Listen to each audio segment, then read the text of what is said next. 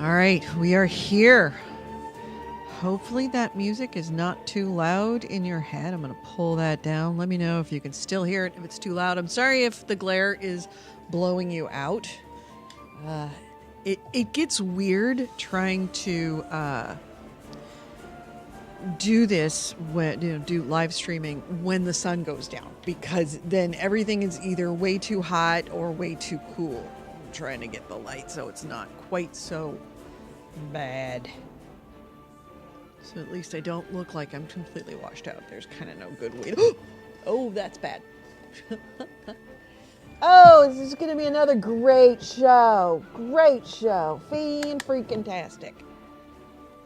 All right. That's better. So welcome, Game Hounds. Creation... sorry, I don't want to call it Creation Kings because of Creation Chaos. Crusader Kings.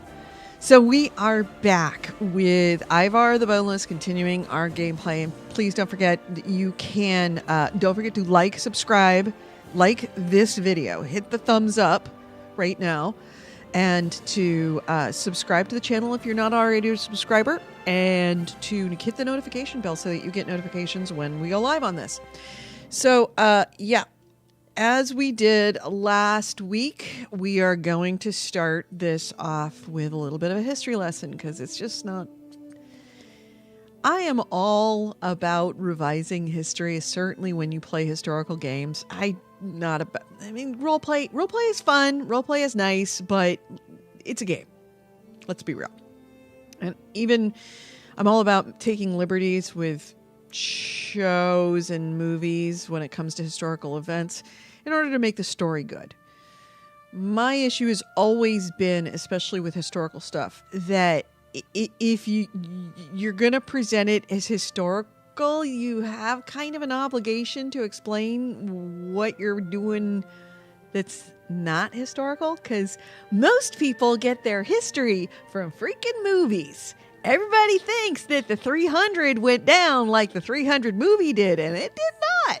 At least according to actual chronicles from the time. So that's kind of what I'm doing here, is that even though we are not playing a gameplay, we're not doing a role-play gameplay, I at least want to give you some background about this character that we're playing, Ivar the Boneless, and also so that when Valhalla comes out, Assassin's Creed Valhalla comes out, I am sure, if it hasn't already been said, that Ivar the Boneless is the character we're playing today, and we're continuing with, is going to be in that game.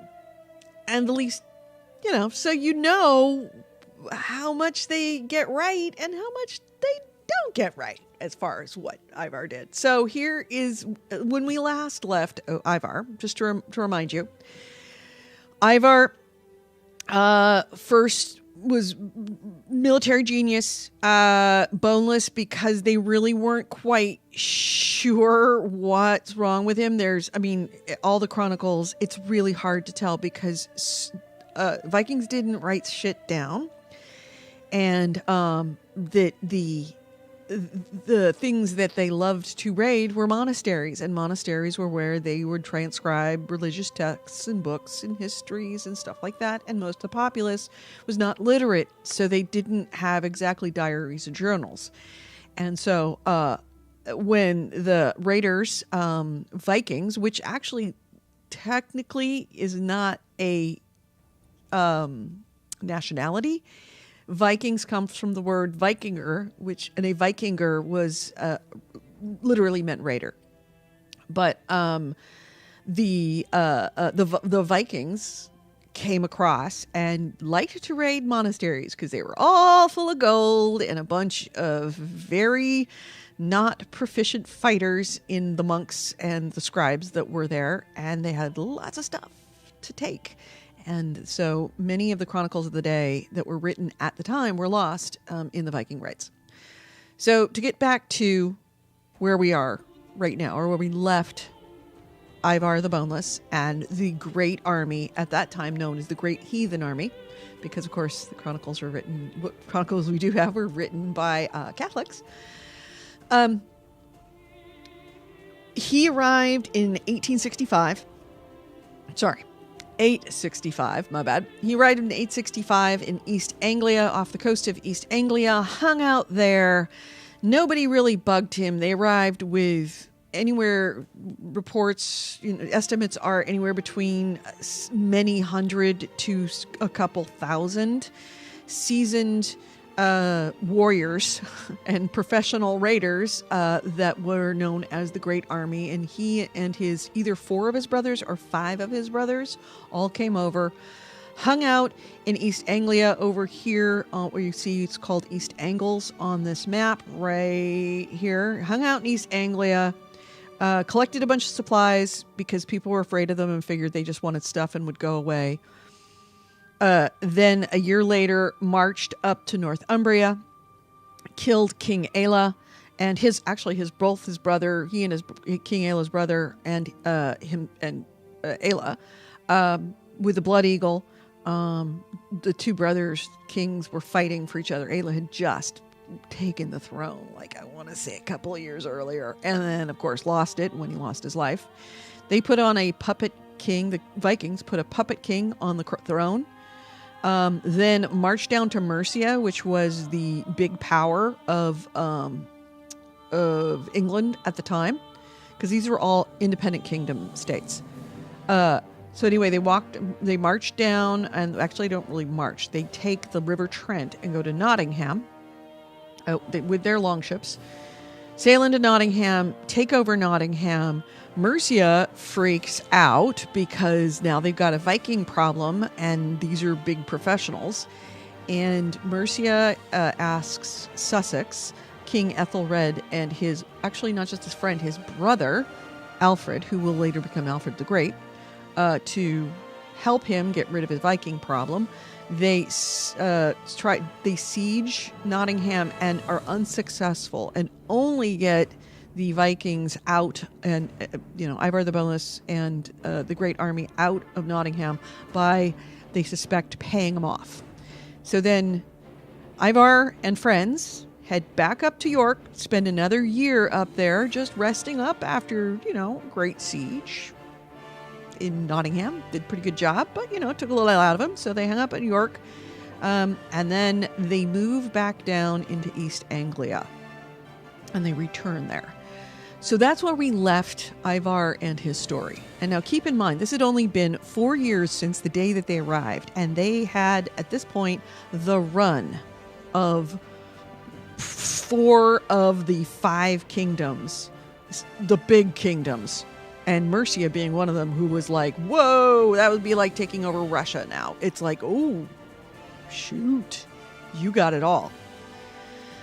So when we last left Ivar, the heathen army was marching back from York into East Anglia.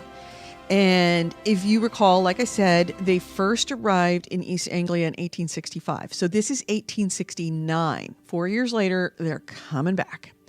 And when they first arrived in 865, nobody moved against them because they figured that they were, well, first off, it was a big bunch of scary Vikings, and it was a lot of them, so it's not like they could do anything about it, and they were kind of expecting them just to take the stuff. They gave them a bunch of horses, gave them a bunch of supplies, and figured they'd just go home. Well, they didn't. They kept moving, and it was then that they realized that the Vikings were actually about conquest.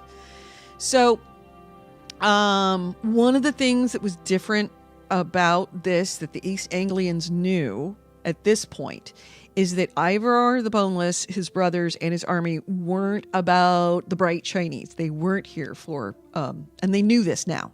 They weren't there for pillage and stuff. They were there to conquest. And they also know at this point that it wasn't about revenge for Ragnar, their father, Ragnar Lothbrok's death at the hands of King Aila up here, because they already had that and they still haven't left. The Great Army, after the Great Army left and marched to York and then down to Nottingham and then back up to York, one of the things that they were doing is they were destroying churches and monasteries and religious sites along the way. And I think that is pretty much proof that Ivar and the gang were very much intending on making this a new Norse land. That they weren't just about like hitting and going. They were intending to stay because they were destroying churches and destroying Christianity wherever they could find it. And it makes sense because, I mean, even in this game, Crusader Kings III, one of the things that you know is the first things you do when you capture a new area is you want to convert the religion if it doesn't have your own religion existing, because it's easier for you to hold it and it's harder for other people to take it from you when it is your religion. So now the Great Army, it's 869, and the Great Army is returning to East Anglia, and this time the locals weren't going to just ignore them or appease them because they knew it wasn't about just taking stuff and leaving. The king of East Anglia at the time, a guy named Edmund, he fights back and he sends his army to meet and fight the Vikings. But of course, Edmund and his army was no match for the Viking horde that this was. Remember that the armies at this time in all of these kingdoms, Mercia, Sussex, Wessex, East Anglia, and Northumbria, they were not professional armies. They had an element of them that was a standing army, and they were very, very well equipped, and they were, they knew how to fight. Most of the armies, though, were fyrds, or also known as levies. These were just farmers who, most of the year, they farmed on their homesteads with their wives and their kids, and then when needed, they would head out and fight a war if need be. But they had to leave in order to go back home to plant, because otherwise they would starve. So they were not professionals by a long shot, and that made up the vast majority of the number of soldiers in the army of East Anglia and in the army of Edmund. So facing down like guys who really knew what they were doing when it came to a war, even if they were a little bit tired, and they probably weren't that tired since they were full of loot from being paid off from Mercia. They had just spent a year up in York where they'd already taken over the place and had it was their town for all intents and purposes. So yeah, Edmund had no chance against Ivar and the brothers and the army.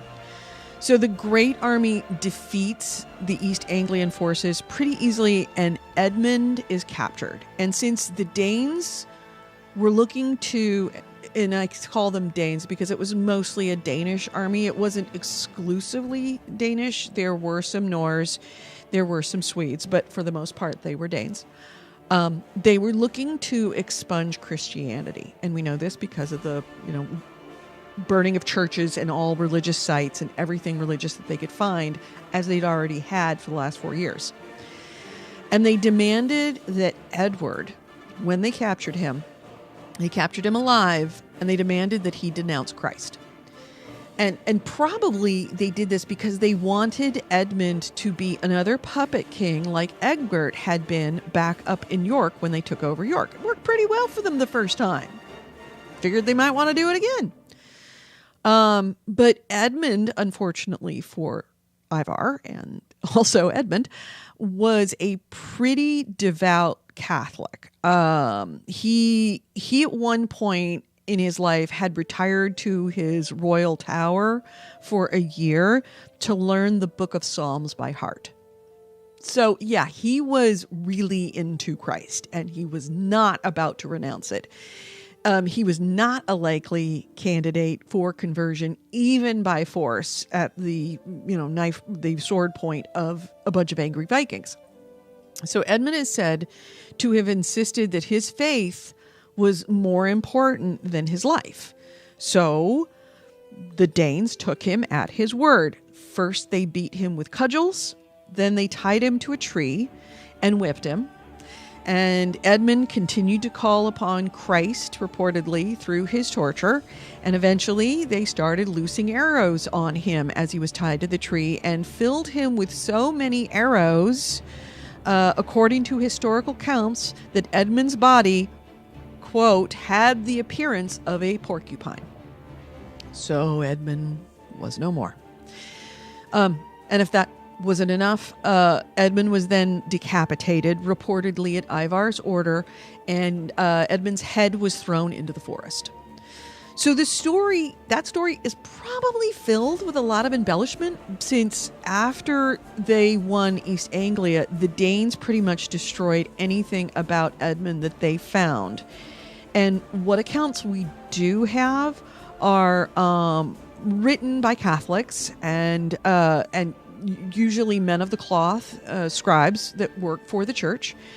And so I'm sure that there was some embellishment to pump up how devout Edmund was.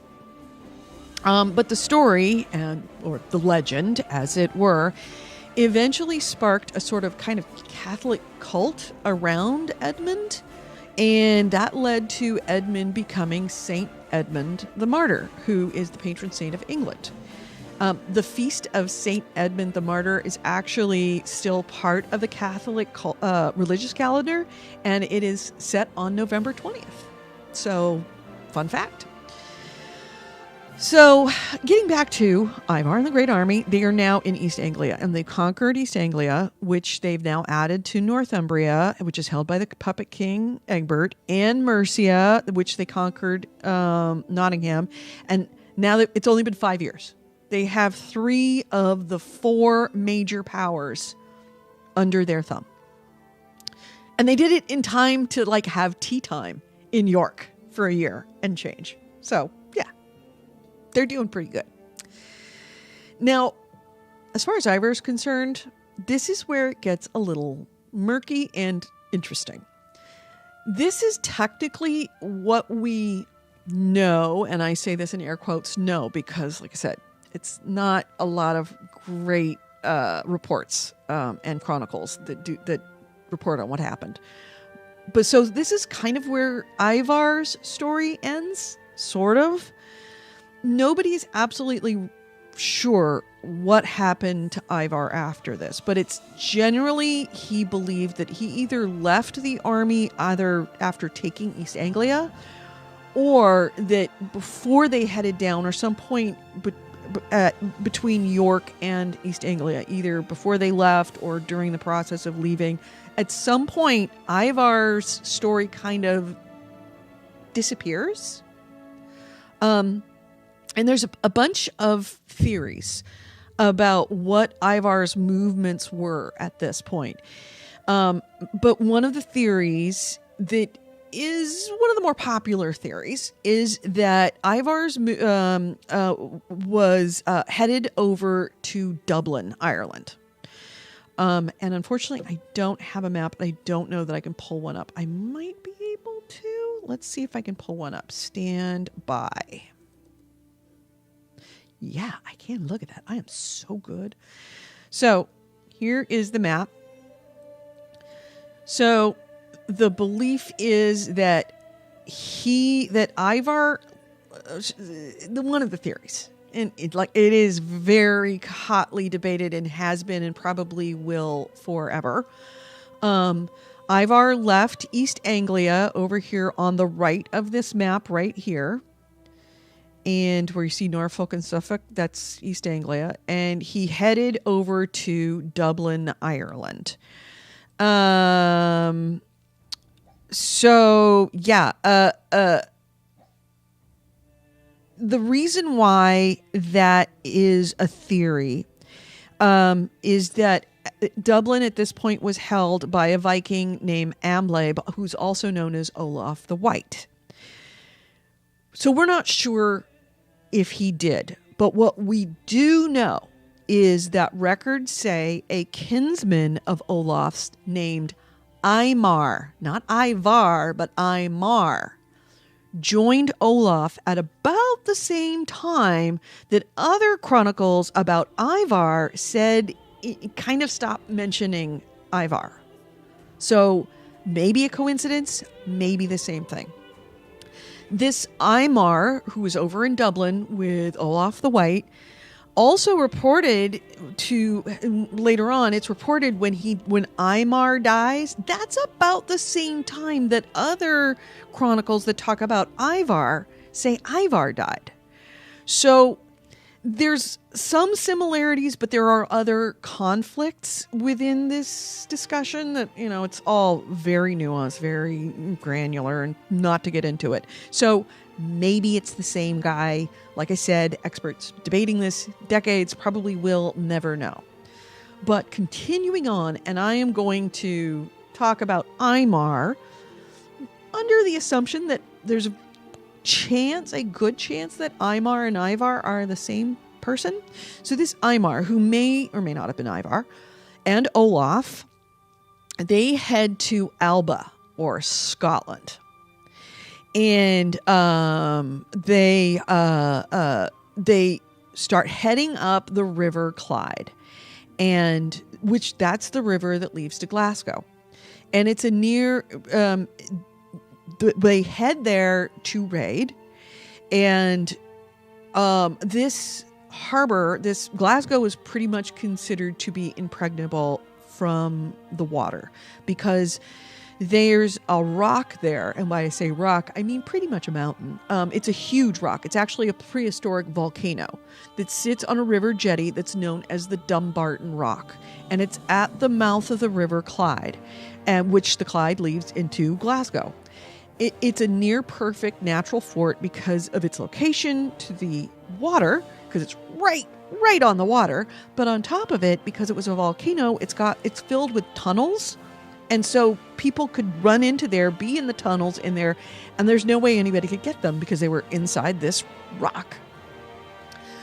When the Glasgowans, who were a mixture of Britons and English and Picts who were native to the land, saw Imar and Olaf's army heading up into the River Clyde, they ran to the tunnels of the Dumbarton Rock, and Olaf and Imar then sieged the rock for 4 months, which is a pretty long time by medieval standards. And eventually they won, and when they cut off the water supply to the Dumbarton Rock. So things got bad inside the rock for a while, and then finally they gave up. And Olaf and Imar then took slaves and 200 ships, and they returned back to Dublin. With these two in 871. So yeah, and thus we do come back to the end of Ivar's story as best we know it, assuming it is that Ivar and Imar were the same guy. It's hard exactly to know what happened to Ivar, since we really don't know whether Ivar and Imar were the same person. His death is listed anywhere between 871 to 873, depending on which account you read. Pretty much all of them were written long after all of these events occurred. So, of course, it's always up to a kind of wobbliness because of the fact that it was a long time previous to it was written a long time after the actual events happened. What did Ivar die of? Again, we're not sure. Imar's death, according to one single account, which coincidentally or not, depending on whether Imar and Ivar were the same person, occurred the same year that another chronicle said Ivar died. And it said that Imar died of a sudden and horrible disease. But according to the saga, according to the legends, one of the legends about Ivar the Boneless, Ivar was buried somewhere in England, and he ordered that he be buried in a place that was exposed to attack, and prophesied that if this was done, any foes coming to that land would be met with defeat. The prophecy is said to have held true until, according to one chronicle, Wilhelm Bastard, which would mean William I of England, came ashore he came ashore, he went and broke Ivar's mound and saw that the body had not decayed. Then Wilhelm had a large pyre made upon which Ivar's body was burnt. And thereupon Wilhelm proceeded with the landing invasion and achieved victory. Probably not true. Definitely not true. But that was the legend of Ivar the Boneless. Terrifying, extreme, and almost godlike, even in the story of his death. So, even though that was the end of Ivar's story, this story is by far not over. Ivar might be gone, but what about the Great Army? They're still sitting over there still sitting in, where is it? Is this it? No. Yep, there we go. They're still sitting in Northumbria. Still hanging out. Sorry, not Northumbria. They're still living in East Anglia. Just being Vikings, and they've now got the control of that place as well. So we'll pick up what happens with the Great Army from here on out in the next episode. We want to get to some gaming because you're interested in that, obviously. And also remember, Ivar's other brothers are still sitting there. We've talked about Ivar the Boneless. His other brothers were not shrinking violets by any stretch of the imagination. They had their own stories to tell, and very epically so.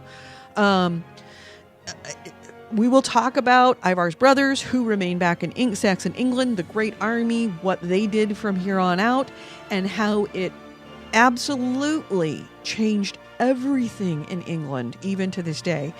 And if you have ancestors from Northern England, how it probably even changed who you are. You at your level of your DNA. But we will talk about that next time. But now it's time to get in some game. All right. That was the real Ivar. Let's catch up on where we are on the fake Ivar. We are, like I said, not playing this historically. Obviously, our Ivar is, we didn't do anything like we were supposed to. So there's our Ivar. Let's catch back up what we are with him. I haven't looked in this since then. He's got pretty good stats. Of course, he is a military genius. He's actually really good with intrigue as well. We're still in need of a concubine, which is good. I mean, not good. It's not great because we're taking a little bit of a stat hit because of that. Our military is, we need to take some time off from fighting because we really need to get our levies back up. It's going to take 6 months for us to get our levies back after our last fight. Let's see what else we got. Oh yeah. Last time we talked, there was, not here, the succession. So the election is happening. We have put this guy who's currently in jail in where is he located? In Vestfold. No, that's the chieftain. Where is he located? Burslem. Where is Burslem? Oh, he got himself into trouble down in Mercia. So he's down in Mercia. He's being held by somebody who is...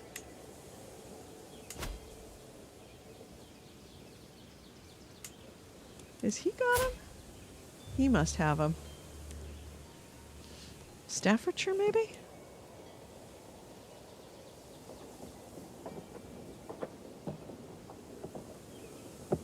Well, anyway, this little dude looks like he has him in jail. Would it show up here if he's got him in jail? No, it wouldn't.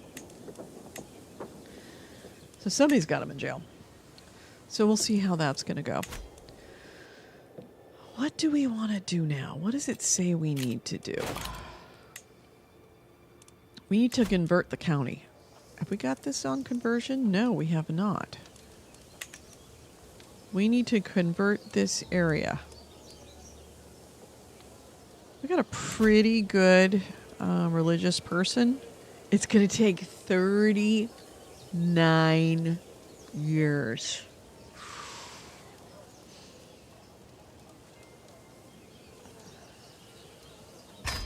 That is not reasonable. 40 years to convert this place?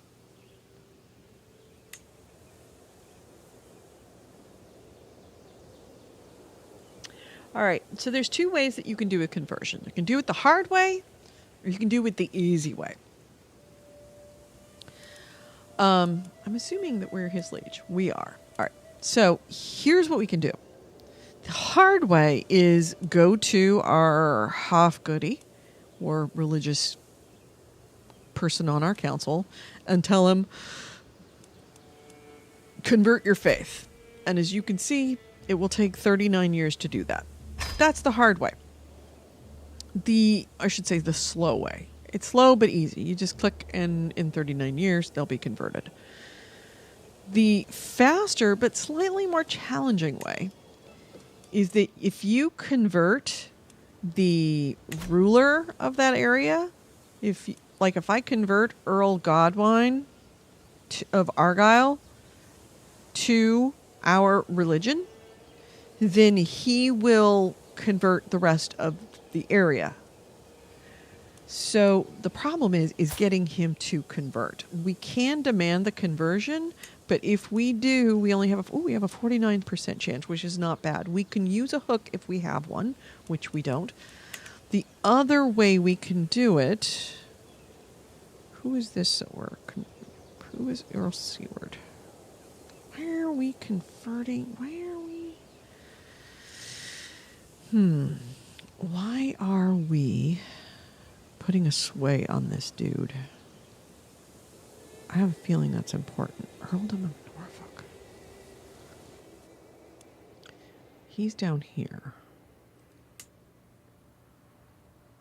Well, he's one of our vassals. We're going to want to convert him as well. I'm thinking let's switch over to Argyle, since this guy's obviously going to be, he kind of sort of likes us. If we had more money, we could, how much as a gift could we send him? Oh, but only 9. We only get 9 opinion for 25 gold. That's not enough. His wife is pregnant. That's also an interesting thing. Here's what we can do. First off, we can offer him one of our children to educate, because these kids do better when they get an education. There's Tim, there's Andrew, and there's Goalie. Let's have him educate. What's his numbers like? Oh, he's got really good numbers. And cynical, humble, gregarious.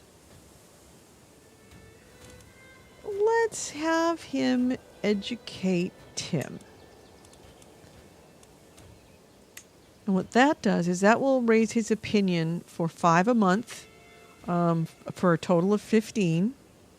We don't want him to convert the culture or the faith. We don't have a hook to use. He'll do it, which is cool.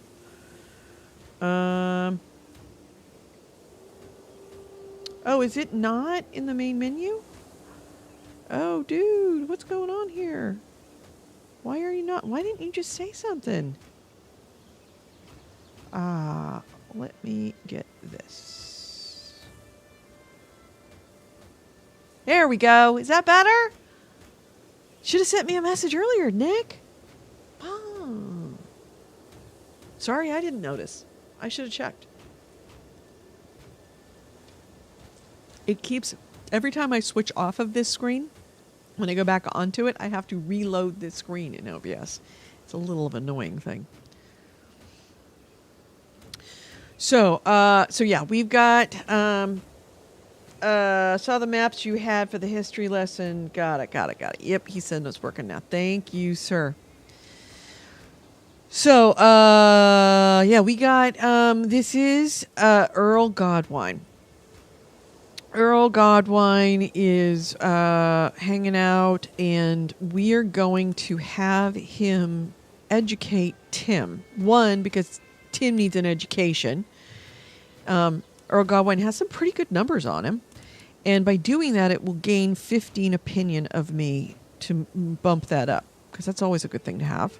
And if we can get him to convert, if we can get his numbers up high enough that he will happily convert at 100%, then that will get our county converted, and it will be much better for us. It's a lot easier. Like I said, it's when I was talking about Ivar.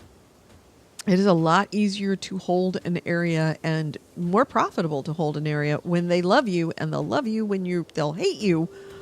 I should say they'll hate you when you're not the same religion. Certainly Catholicism. They are very intolerant of our particular brand of God. So let's have him educate our kid. All right. Ooh, something going on. While performing my duties as spy master, uncovered a secret held by my Huff-Goaty dog. Oh, our religious guy. He's got... Oh. Okay, good. Fetus. All right, so he's got a lover. Useful to know. Maybe we'll use that hook sometime soon. Let's see. So that's taken care of that. That's going to get that hopefully converted. Now I really need to get... Oh, you're not going to make it to 37, my friend. I don't think. First son, killed. Done. Second son, on his way. Third son... Yeah, this is going to wipe out all of this whole family.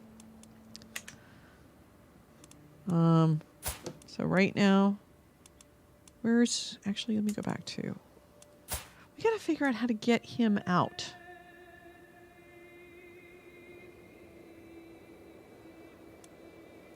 Oh, he's being imprisoned in Vestfold.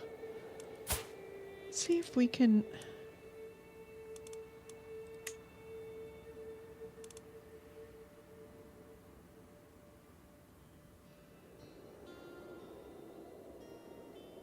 Yeah, I don't know. Other characters can sometimes appeal to you to get somebody out, but it doesn't seem like we can appeal to him to get out that guy out of there. He probably won't now that he's the heir, but we'll see. So that's taken care of there. Let's see. Now, what is our next move? Where should we go, Nick? I don't know why I ask you, because you make us do dumb things. So we have Southern Alba, York or Jorvik, which is what it was called actually at that time. Mercia is still there. We could grab them. We could try and take Vestfold. He is actually an independent country, and this is all he's got. Notice he doesn't have a liege. So he is a top-tier guy. He only has 900 men. We could actually conquer him and get our heir out of prison. And his family is Yingling.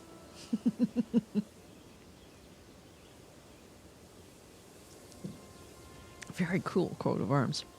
Do you want to do that? I mean, as I said, we've got to not use our men. We got to, relax a little bit and get our men catch back up. But, all right, he is going to take my kid. Good. I'm thinking, do we want to buy some more? Yeah, you like the jailbreak idea. I figured you would. You might want to buy some more men.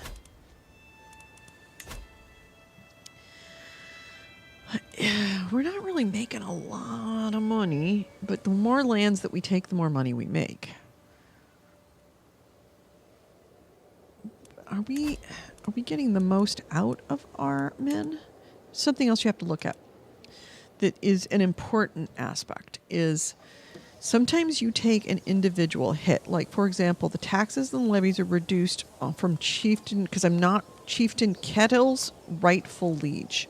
So he is Chieftain Kettle Bjornsson of Mon. He is in the earldom of Mon, which is right there, Isle of Mon. All right. Now, if you look, even though we hold that land, his title wants his liege to hold the Duchy of Man, since his primary title, the Earldom of Mon, is de jure party of that duchy. De jure means by law. So, by law, the laws, the way the law works is that an earl is the vassal of a duke that owns the duchy. The duke is the vassal of the king, right? Well, we don't hold the Duchy of Mon. In fact, I don't even think the Duchy of Mon existed. It hasn't been created. So it is a king over an earl. And so we're taking a bit of a hit because we don't have the proper hierarchy established on Mon. Now, Mon really doesn't make a lot of money, I'm not going to lie. Mon is a shithole. And I apologize to anybody from Isle of Man who thinks otherwise. So that happens a lot because there's only one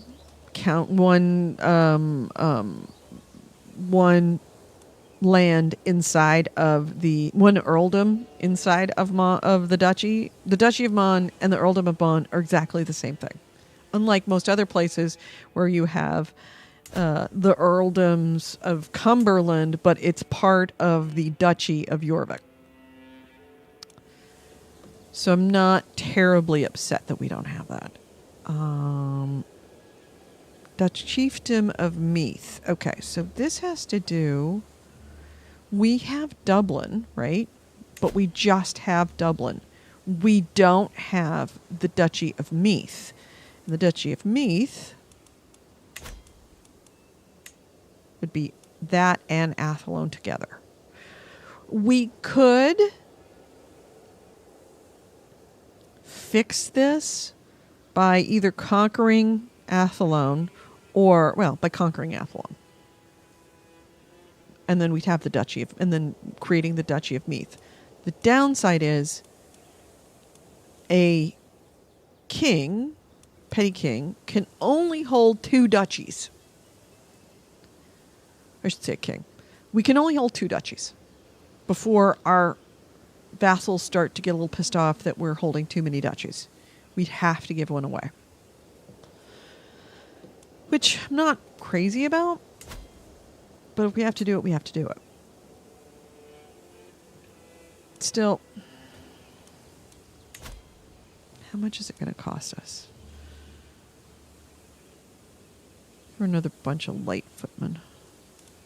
We got light footmen, pikemen. Horses are a bit expensive right now. Let's just do it. Another 100 men. We'll let that build back up because they don't show up automatically. We'll let that build back up and let's go jailbreak this guy out. This is kind of stupid. We really should just go after Athlone first and then go after this. But honestly, I think that we want him out.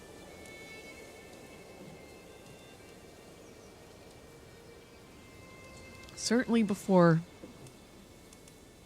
the King of Alba dies.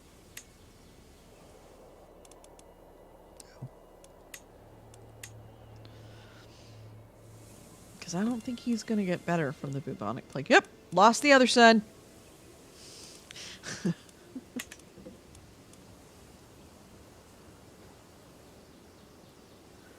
So now he's down 2 sons. Maybe dude is safer inside an Ulster prison than he is going back to Alba. Maybe we need to let the king die.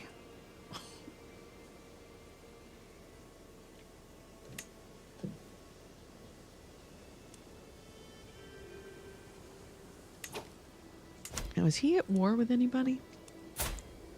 No. And he just has an ally in this dude.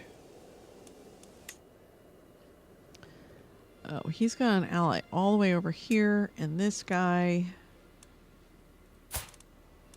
is in a ton of wars and only has 400. So he's going to call on him. Who do I have my allies? Oh. Yeah, we're good. We've got allies. We got so many flags. It's like the freaking UN in here.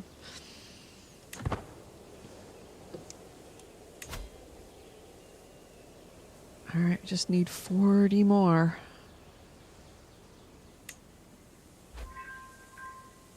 Yay! He's now not hating us as much as he did.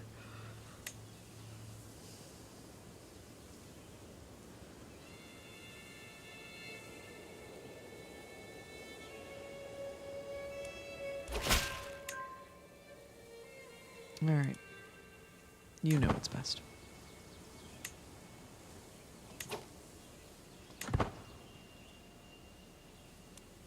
See if we have any factions against us. Yes, we do. We have you, who wants to take our throne, and nobody else. We also have some Gaelic populists who are don't like us. So they're probably going to revolt, and then we will take them. We will beat them down. They'll probably do that as soon as we go to war.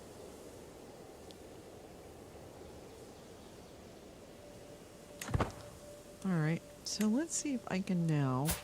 Can I befriend? No, I can't befriend yet.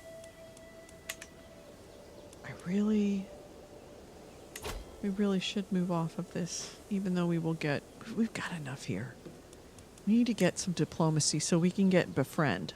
Because when we make somebody our friend, then they can't get into an alliance against us.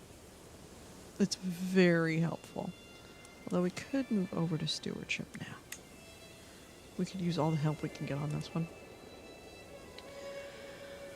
How much prestige? Ivar does not have great diplomacy. Want to pump out a lot more kids? Oh, this is just going to make our lives a lot more difficult the more kids we have, trust me. We might want to go to a Scandinavian elective, because otherwise we're going to be screwed when I die. Do you want to go for prestige or just straight diplomacy? What's our prestige getting? We're only getting 1 prestige, almost 2 prestige per month. Oh, Bjorn Ironside, you drive me nuts. Good Lord, you are in so many freaking wars, and I'm constantly coming out there and bailing you out with my superior army. I'm tired of you, dude.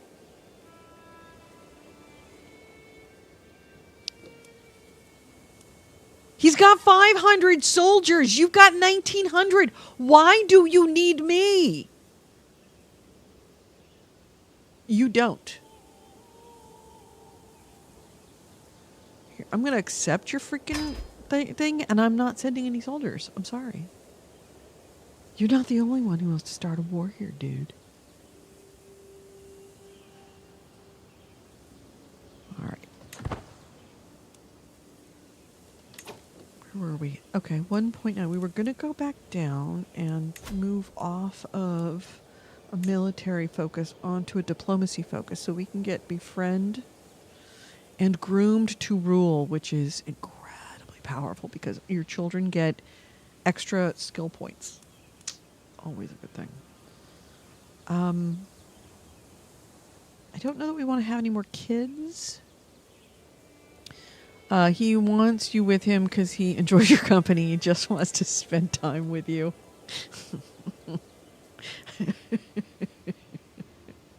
I highly doubt that. 1.9. We could get an extra 1 prestige a month. Yeah, let's do that. I think we could use the prestige. Because we will use prestige to do a bunch of cool things. Oop, boop, boop, boop. Yeah, I do want to do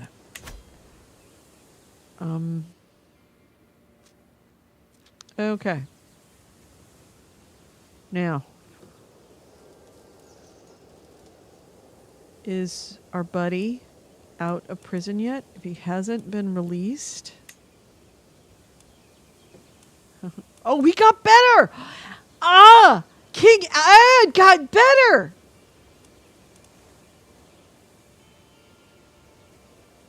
He got cured! Fuck!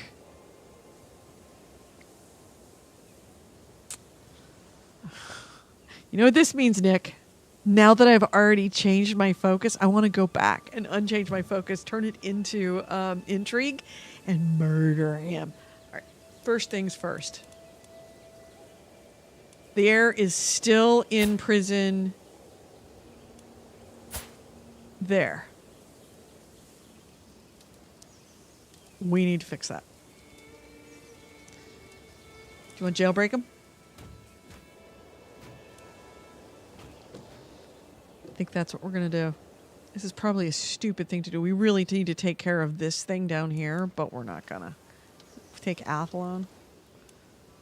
But I think that we need to go for this. Do we have a reason? So we can invade the kingdom. Oh, I can't because I don't have Exalted Among Men. What's my level of fame? Illustrious. Can raid for captives. We can conquer the duchy. I can't because I'm not illustrious. We can conquer the county or we can subjugate him. We can just make him our own.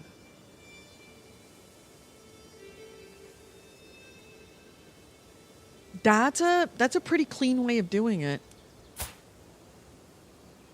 He's got good numbers, dude. That might be a much better solution. Can I offer him vassalship? Yeah, the other way I could do it is I could just make him my friend and offer him vassalage. But that's the kind of a long way to do it because he's got to learn to like me a little bit better. Send him a gift. Ooh, for 34 gold, I can make him love me for 42. Yeah, let's do that. That's a good deal. Now, we are...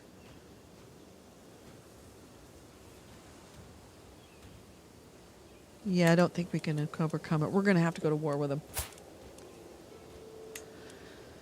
So shall we subjugate or we just conquer the duchy? If we conquer the duchy, it's going to cause some more problems because we're already at our domain limit. It might be problematic. But we essentially leave him in place. We just make him our vassal. I think that's the best deal. We're going to subjugate him.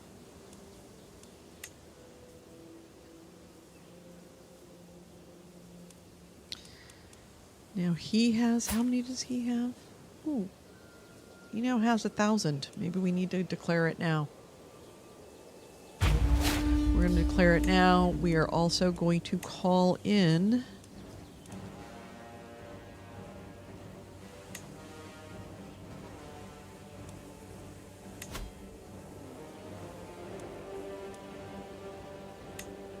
our dynasty member.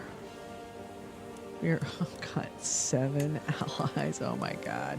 Yeah, fucker. Now's your time to pay me back. Westmoreland. Here's my brother Uba. Remember?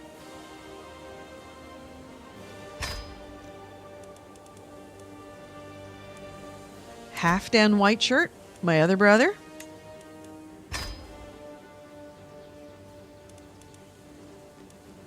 Siegfried Halfdan's son, so this is my nephew in Cumberland.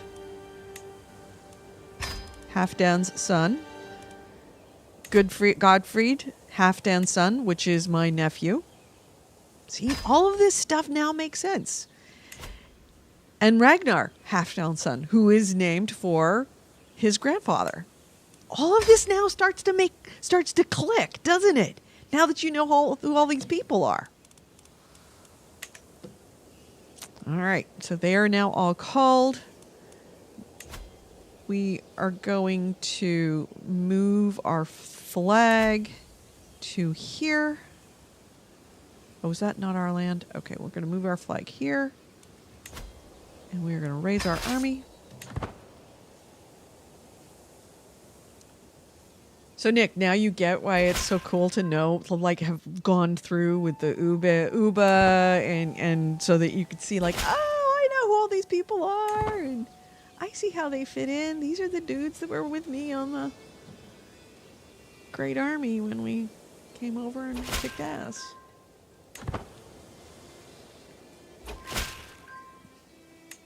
Yeah, it's a little overkill. It's a wee bit overkill. I recall I have like a special, don't I have a special group? Oh, my Ivar's host. There's not much left.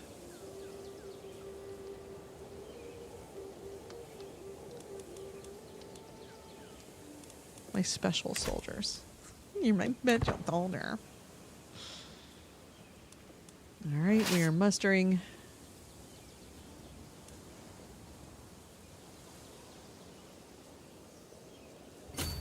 We are marching.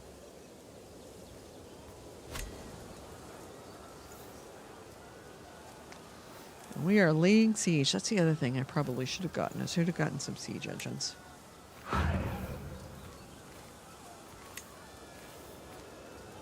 Okay, here's the allies from across the way. Here's my allies here.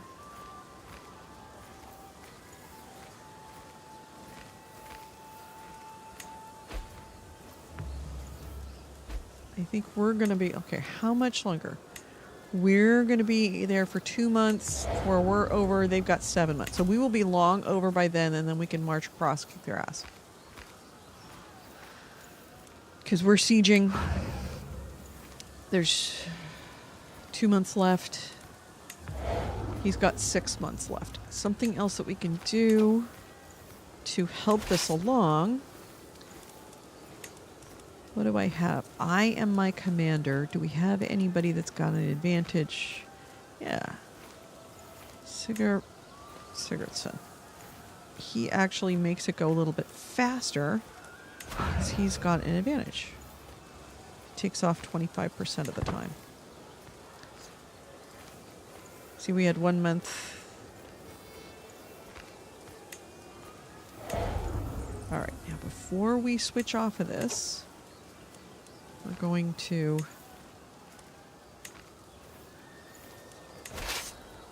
put it back to our badass. He's a Reaver. Raid speed, hostile county attrition. We're not really going to have a problem with attrition. We're going to go there.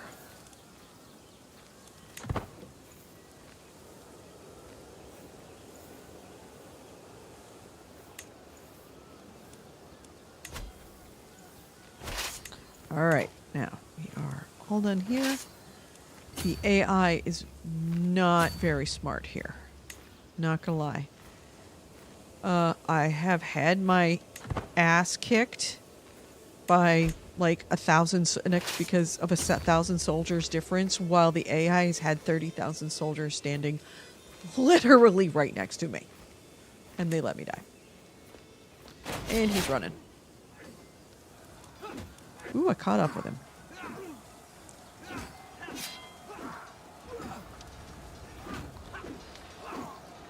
Now we have a disadvantage, but we have way more men.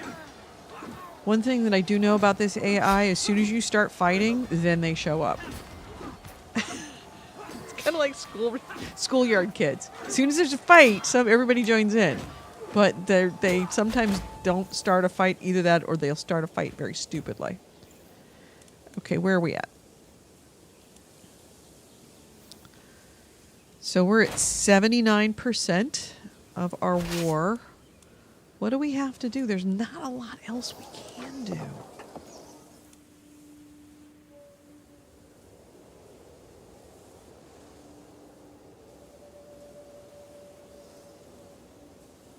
I mean, there's nothing else to kill. What do we have to do to get to 100% at this point? Occupying counties. What other counties? It seems like we only have half the counties. Here's another county here. Chiefdom of Earlson. Chiefdom of Vestfold. Oh, you're over here too. Ah, son of a bitch. Okay. Well, looks like we're going on a boat ride.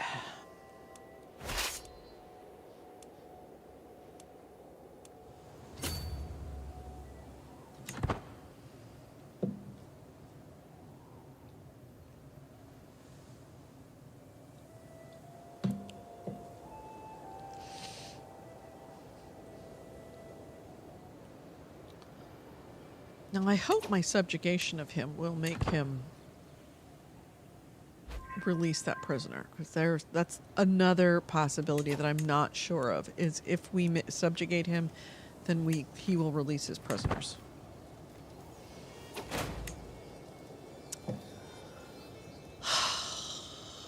Oh, so many brothers, so few of levies. Oh, good Lord. Can you guys just not just... Uba. All right, Uba is in trouble. The peasants are revolting. You said it. They stink. Where is he? In Westmoreland, which is over in our neck of the woods, I believe. Yep. Dude, I don't know. Fuck. Oh, there's only 175 people. They're all... That's a nice thing.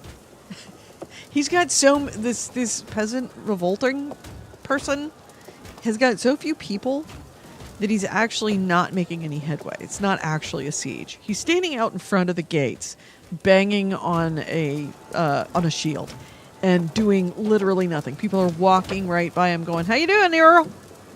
How you doing, Bob?" Boom, boom, boom, boom. So yeah, we're good. We will. Sure, we'll do it. And now we're in 3 wars again. How the fuck does this happen? Oh, do we not go ashore? We need to go ashore. It's the other thing the AI loves to do. They love to sit here and they'll siege for 2 years, and then 10 days before the siege they've completed the siege, they'll walk away. Because they see something shiny on the ground.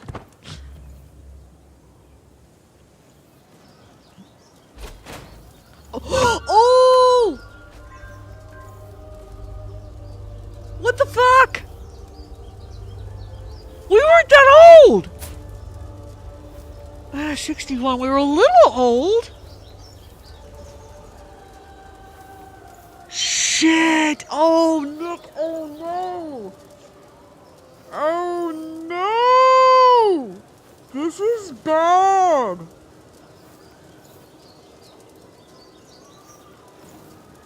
We did not address our own succession, and oh, fuck me. This is bad on so many levels. first off, our succession, we had a partition, a Confederate partition, which means that all of our, I believe it's just our sons, I believe, but we have a lot of sons. We have 1, 2, 3, 4, 5 sons. They all split the lands evenly, meaning you get this and you get this and you get this.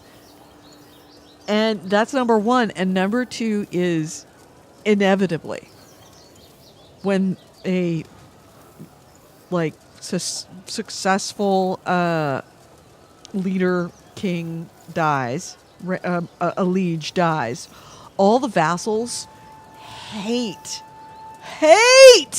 the successor. And there are so many revolutions and schemes against you and factions that get you spend like unless you have a ton of money to just pay them all off. Like, look, oh. And Baird was not the greatest choice either. No, he was not.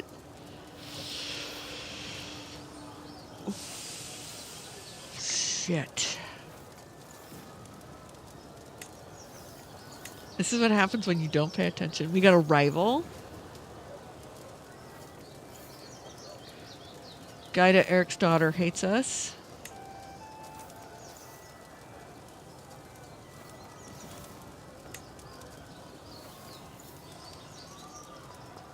Okay. I'm over it. I'm over it. And I'm in the middle of a war. Well, probably dealing with a lot of shit. Let's see how bad this is.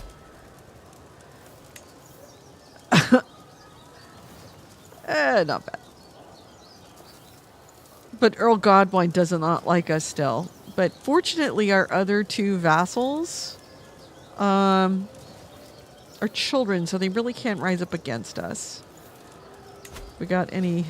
There's no factions yet. I don't have any children. That should be fixed. I got a 16-year-old wife.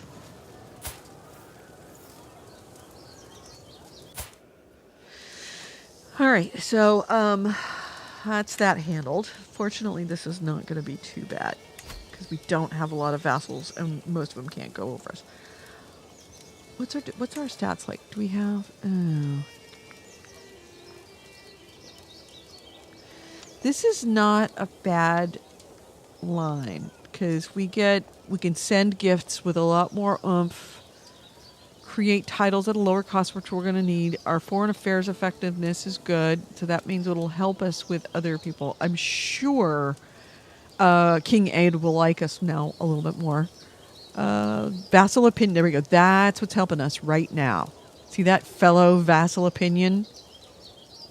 And can propose an alliance without marriage. This is actually each alliance grants +1 for diplomacy. You can use the forced vassalization Cassius Belli, which if we could go back and do that war again, we could do that. We do need to get a befriend. But we are now at war. We'll probably be in a couple of more wars. We don't have much war, much martial stats. We will get extra bonus to this, this right here, all of this right here, because we're at war. We're actually doing the thing that we're trying to practice. I'm going to say let's go to this. I'm also going to say...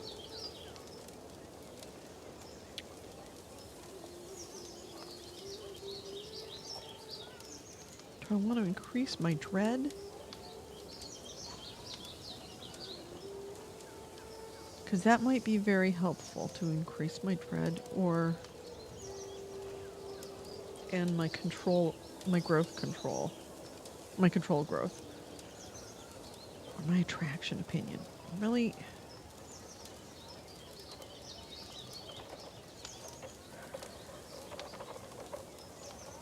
I'm probably not going to be fighting much because I probably don't have very good prowess. So I am going to pick this.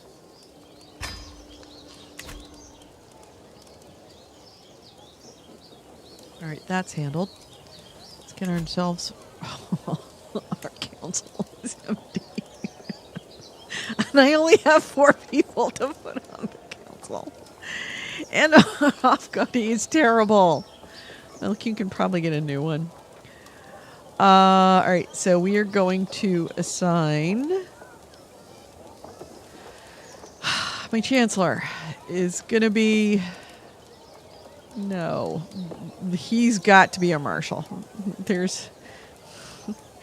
Wow, I've never actually only had 4 spaces and 4 people to put in it. All right, our Chancellor is going to have to be... Oh, Jesus. Oh, you all suck. God, you suck.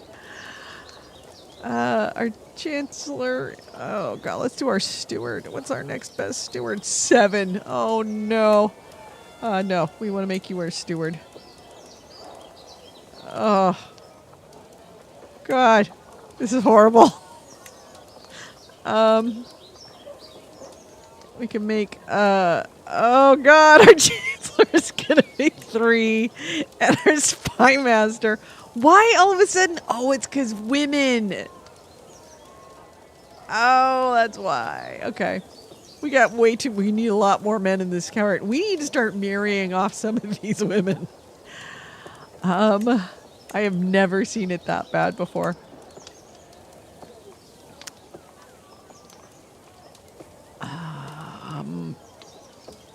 Who's got the best learning? Yeah, you've got the best learning, so I don't really want to make you... I'm going to make... Oh, no.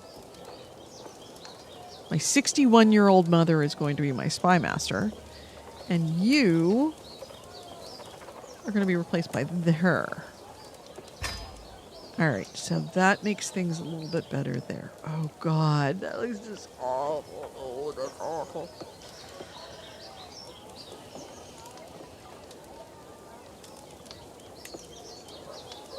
At least I got a good Marshal.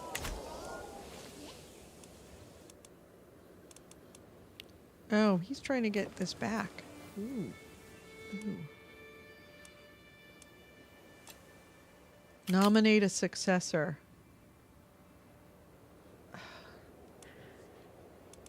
Wait, why are we nominating? Did King Ed die too? No. Oh, because I'm a different person now. I've got to nominate a successor? Again? Oh, and he's moved back to his son because I died. I lost all the hooks. Fuck. Fuck, fuck, fuck.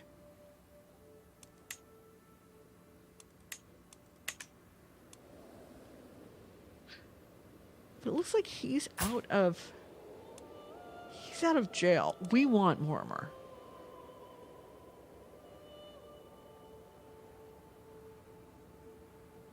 We definitely want Mortimer. So,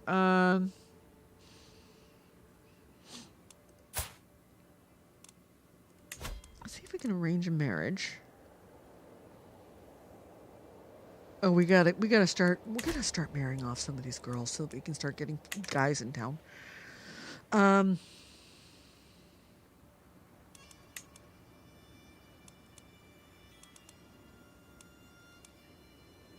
Oh, he's still in first, looks like.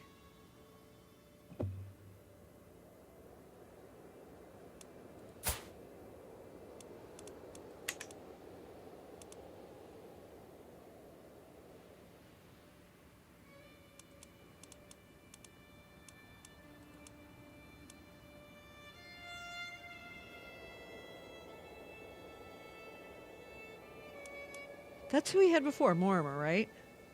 Of Angus.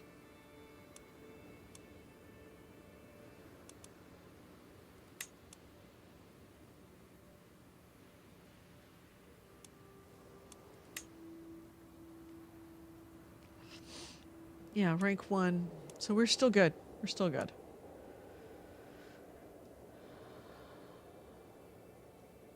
do we want? Do we want to have him? Is there really no better one now?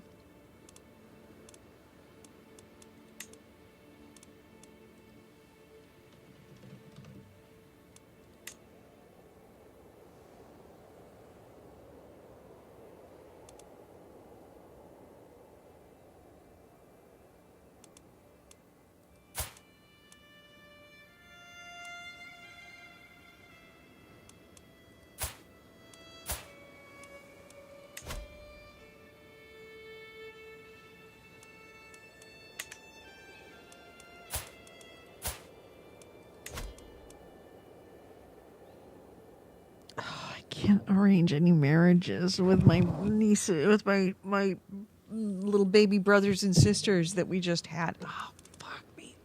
God, this screws things up.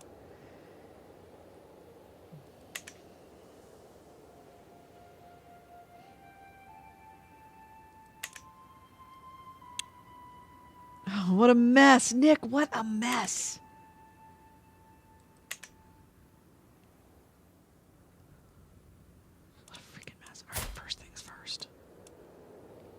She hates me. Should I make her my concubine? All right. Is she's straight? Good. She looks beautiful.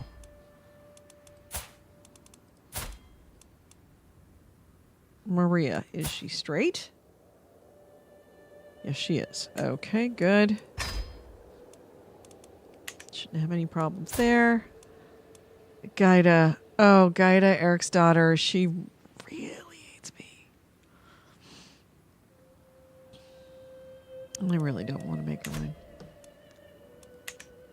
Right. Be fruitful and multiply, my friends. All right, what else have we got? At least we are not hurting for cash. That's the best news so far. We have 4 months left on this. We have 7 months left on this, which means we have to finish this up.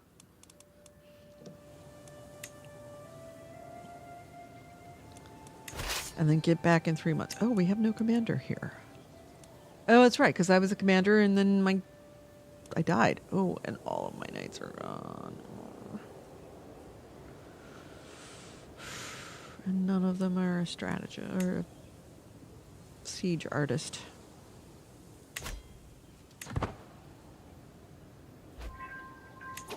Oh, know what else we need? Probably. Yep, opposition. Invite the champions. Raise a runestone to honor my father? I've never had that before. Indulge in drink? I've had that before. So what was I doing? I was looking in... Oh. Do I have any... No, I don't have any prisoners. My mother is a spy master. Who's got really good... Anybody a physician that I can get from inside? No, nobody inside here. So I gotta search for a physician. Great, it's gonna cost me cash. Sure, let's probably use a runestone.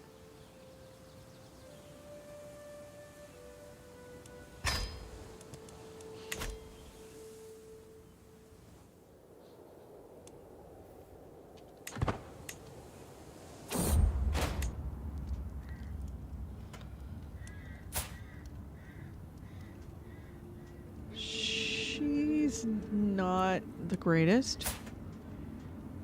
She's even worse. She's better than nothing.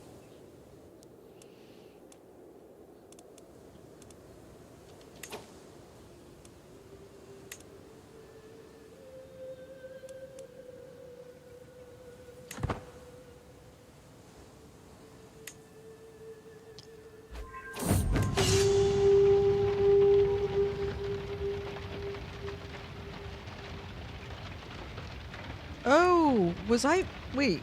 Was he going after my shit? He was.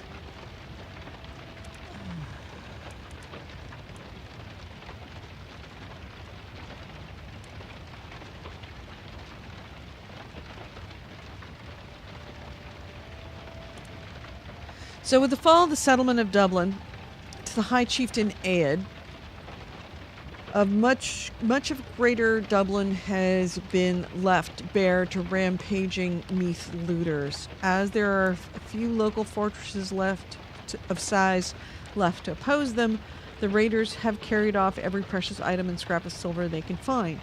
I can either curse these meddlesome savages, where I lose 35 prestige, or I can pay a weregeld for the lost. And Chieftain Orvar gains 20 opinion of me.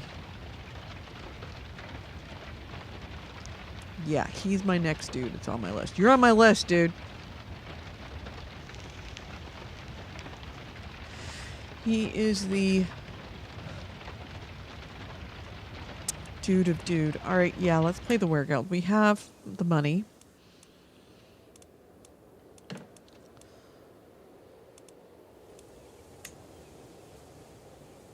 Let's get this over with and get home. There we go. You are now enforcing my demands. I am subjugating you. So be it. Now, let's get me back home. I have to do it the hard way. Ooh, oh, come on.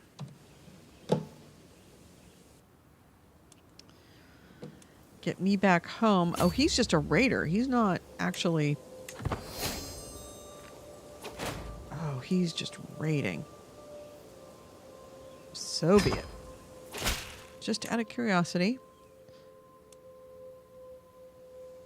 Oh, really? Oh, my chancellor, my shitty chancellor is making people lose opinion. Oh my god. All right. Fuck. This is not good. This sucks. This really sucks right now. All right, let's just get very serious here. We need to get more men on the ground. We have 339. How many do you have in your company? 400. This is 700 with how many pikemen? 317 pikemen, 400 leaving 2 knights for 170 gold. Sold. All right. First things first. Going down here.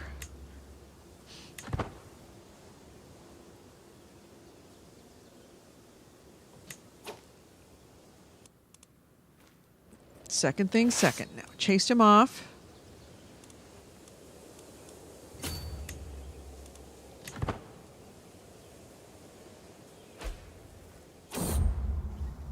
Rest for the weary. Sweaty, tired, and in need of food, and a long day training with the troops comes to an end. As we search for a place to camp, we spot an old and abandoned castle in the distance. Laughing, I declare, "That is where we will make our camp tonight." The sun is setting. With every step towards the ruin, it looks more ominous. Before long, the soldiers are whispering about ghosts. Let us venture inside. I'm sure there is treasure to be found. Let us raise the tents outside. It is time to rest. So if I stay outside, I get heightened soldier morale, which is going to give me a +2 advantage in any fights. If I go inside, who knows what I will find inside? I know what you're going to ask. I know what you're going to choose. We're going to go inside. Searching for the unknown, darkness, dampness, and desolation reign inside the castle, and all traces of life are gone. Peering up decaying stairs, I spot what might be the remnants of lush tapestries and old paintings. Looking down the spiral steps, I see only darkness, and reaching far down into the ground underneath the castle. So, do we search the upper floors with a 22% outcome that we find treasure? Oh, let's see if we can help this along.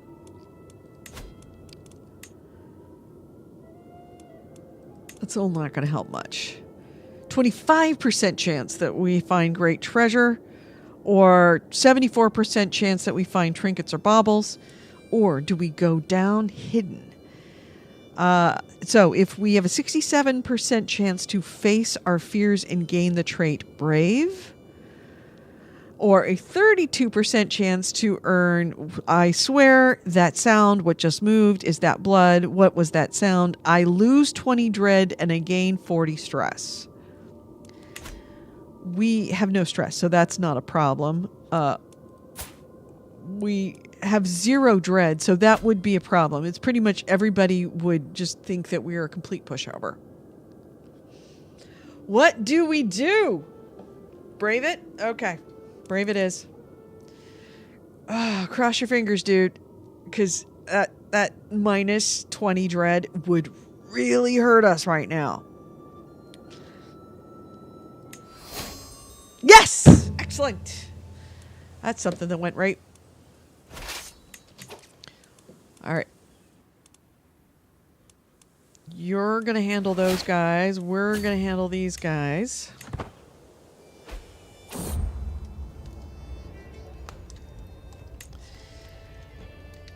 High Chiefess Elva is bearing my child. I cannot wait to hold my babe in my arms.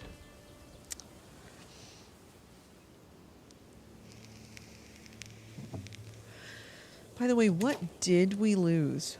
Well, we'll have to figure that out later.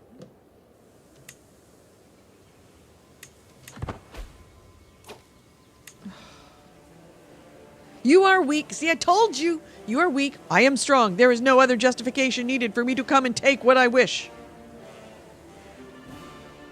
Who's doing this? High Chieftain of Meath. And he's going to take...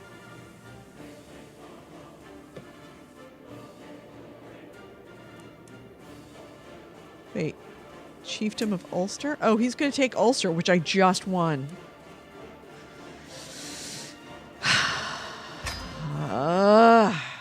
You know, normally it's not this messy.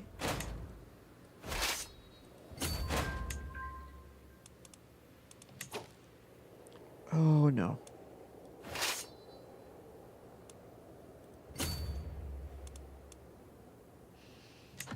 And I've got... Fuck. God dang it. Too many things going on.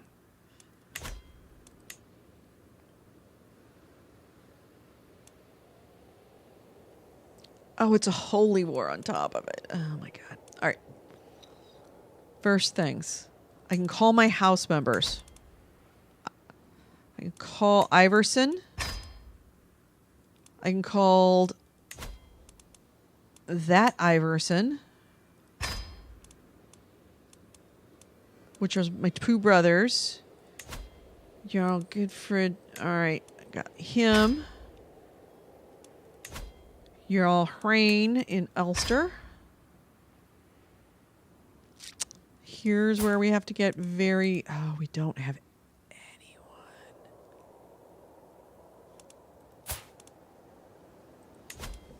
Arrange a marriage.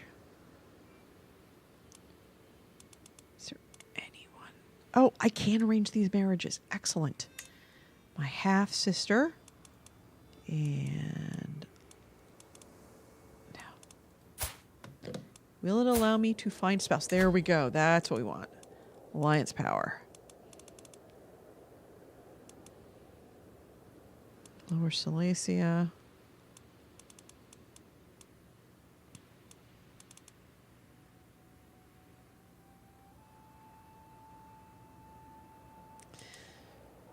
Man, I just hate just randomly...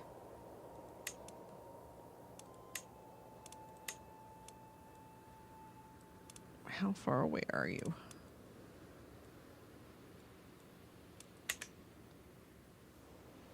Oh, so far away. I'd rather have you somewhere near. I wonder if Wales...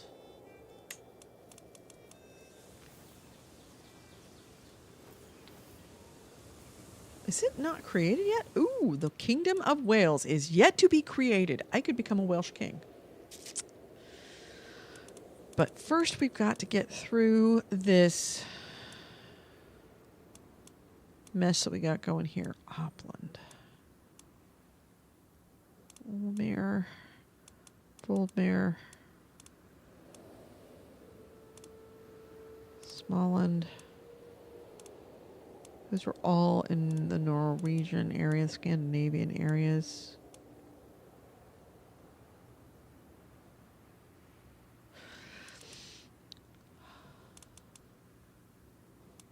So Wales doesn't exist. Does Brittany exist?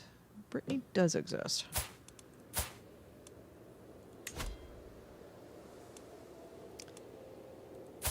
And he's got a wife.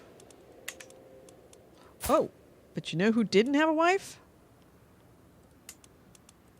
Him.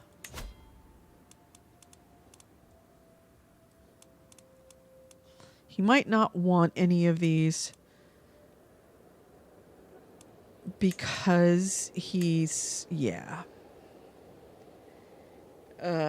It's way too, not of the same, different faith, the whole 9 yards. So,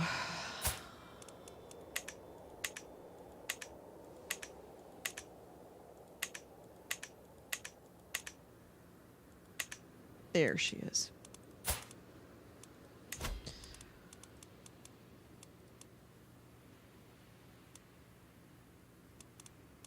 Yeah, I'm not marrying him because he's a bleeder, and there's no way I'm going to breed this into my line just yet. Poland, Norse.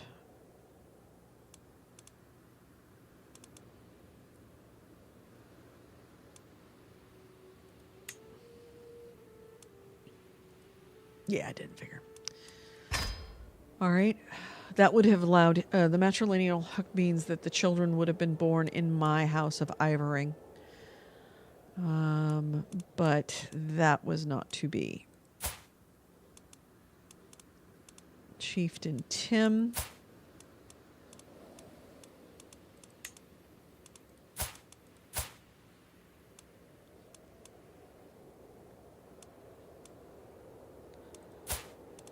Find a spouse for her. Earldom of Lukey. Oh, I want to go for Alliance Power. Polish is too far away. Earldom of Opland. Will they take it? Oh, he will take it. Cool. All right. So that will hopefully get me a couple of... Oh my god, I am facing such a huge army right now. This is because I died. Remember I said it's going to be a problem? This is the problem. And I'm about to lose all of those guys.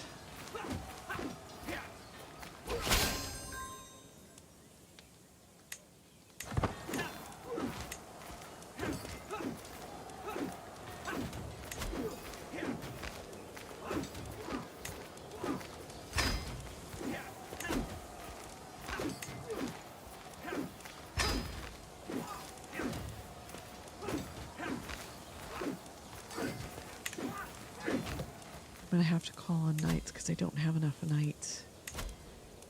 Oh, this is bad. This is so bad right now.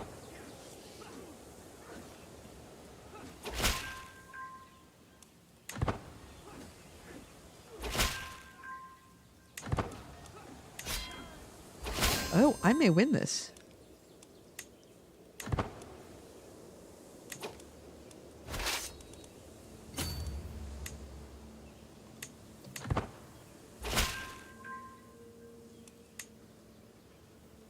All right, looks like all of my allies are on their way.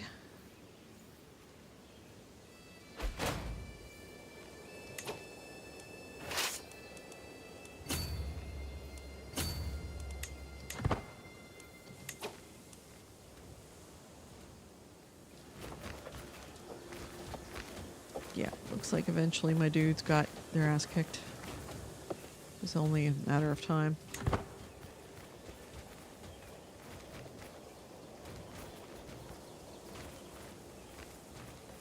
Oh, this is such a mess. Oh, this is such a mess.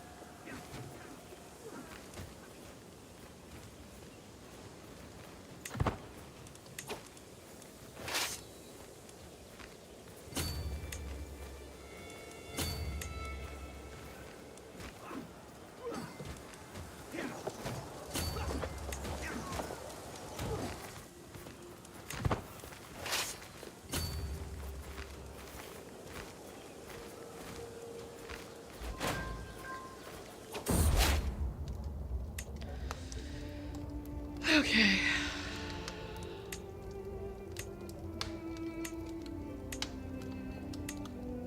Dora the Explorer. That's what she is.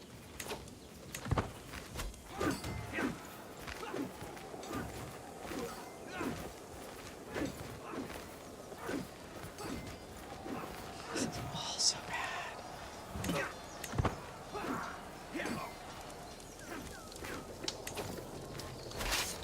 Okay, at least now we have 4,000 troops. Now we can head down here.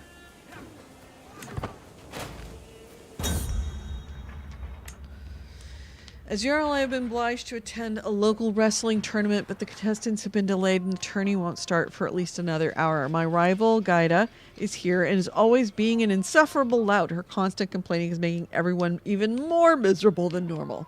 On the other hand, I noticed a merchant dropping off a cart of spiced wines. I can push Gaida into the horse's water's trough. I will lose stress. What's my stress level? Nothing. But I gain 150 prestige and she loses 150 prestige. A good drink always improves my mood. I lose 59 stress because I'm a drunkard already. But I don't have stress. I've wasted enough time on disaster. You know what? I get nothing out of anything because I have no stress. The thing is that I will lose. She's going to hate me even more. She becomes my nemesis. This is going to be a problem. Fuck it.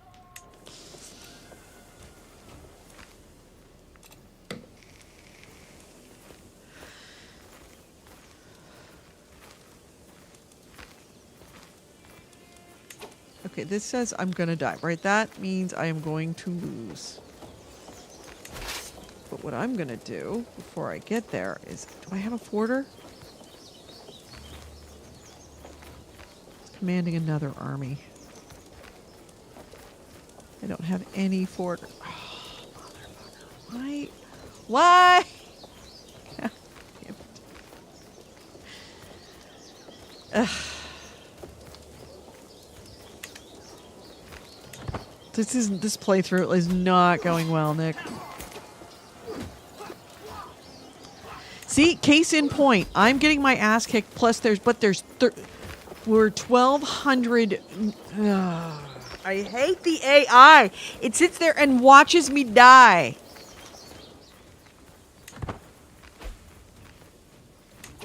I'm gonna lose everything. Oh my god.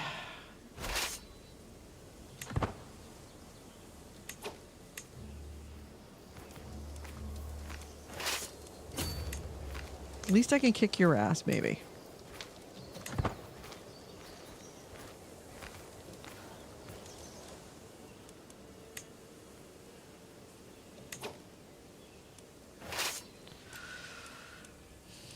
So where's all these allies that I called on?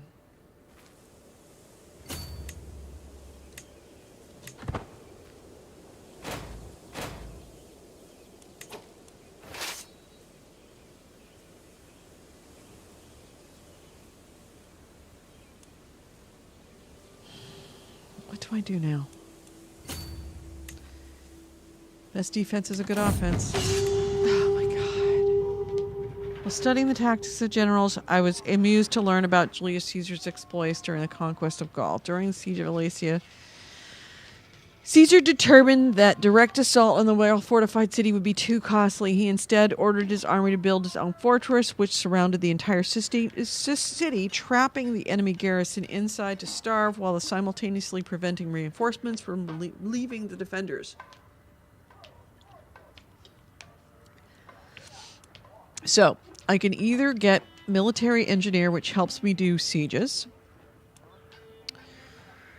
I can get an unyielding defender, which reduces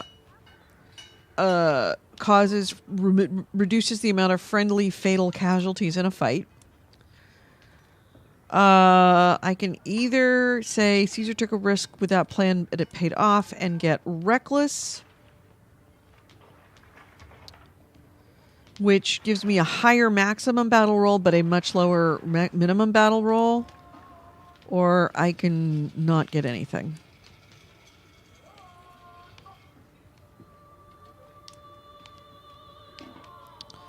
Yeah, this military engineer reduces my siege phase time by 30%, which is actually pretty significant. The reducing the friendly fatal casualties is also very significant. Now, this will only apply if I am leading an army, which I don't think I have a very high. Yeah, I should never lead an army. Should never, ever, ever lead an army. So it doesn't, I say let's get the one that's going to give us the least amount of stress, which is going to be reckless or military engineer. I'm going to go military engineer because that's the one that's I'm going to use when I'm not actually fighting something. Oh, lost something. Lost somebody. Somebody probably got killed on my... Oh, my spy master just died. She died of old age.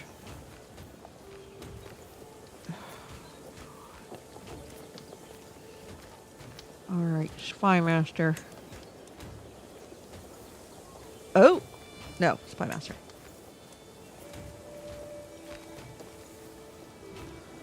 We're going to reassign you. And I saw him with a 21. He sounds fabulous. So he's recruited to court. I know I called in for knights. Oh, I got 2 prisoners. Neither one of them have any money. I know I had people that showed up. 17. Wow. Your guys aren't bad, actually. But I don't know that I have the money for you all. Oh, 7 gold? Yeah. 5 gold? Absolutely. 8 gold? Yeah. All right. So we've got some much better knights now. Our knights are in better shape. I only have 5 of 7. At least the ones that we do have are good. Actually have decent stats.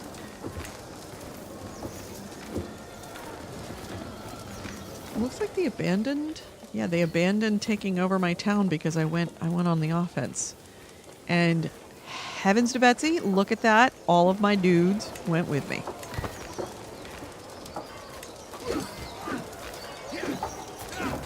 Hey, your 1,300 dudes would be very helpful right now.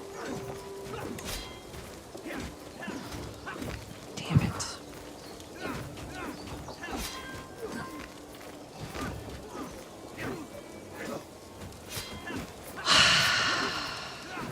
Meanwhile, this one guy over here.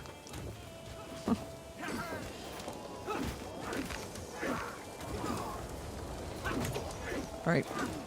Who are we up against in this one?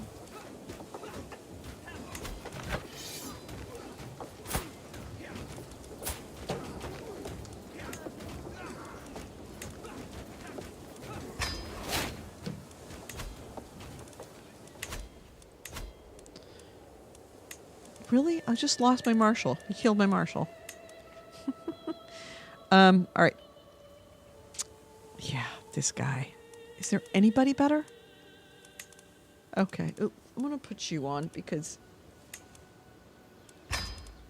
at least you're not one. All right, that's handled. Now,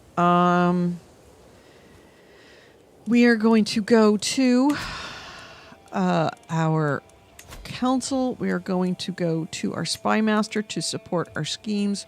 We are going to switch her over to court intrigue, which she doesn't really have much court intrigue because we did not have good control on who we married when we started the game. Now, we are going to go to this murder scheme and try to get anybody to join it by bribing them with money that we really don't have.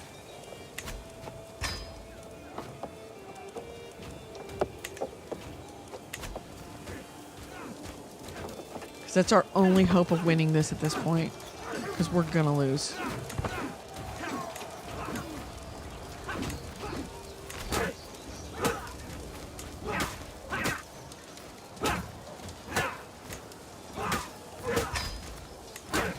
We're calling in all of our allies at this point.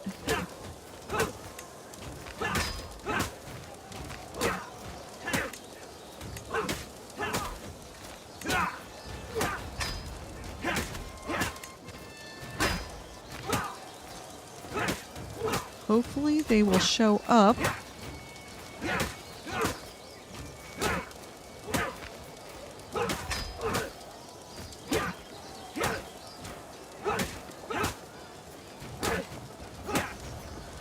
There's two different wars going on for the same thing? I don't understand.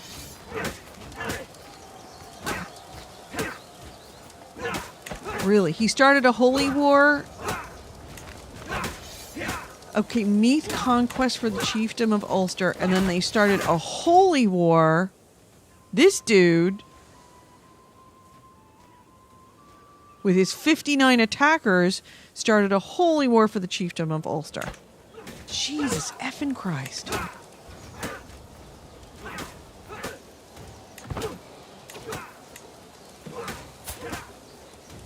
Starting to sway on him so I can get him to convert. See, look. Meanwhile, you know, this ally is just wandering around over here while I'm dying.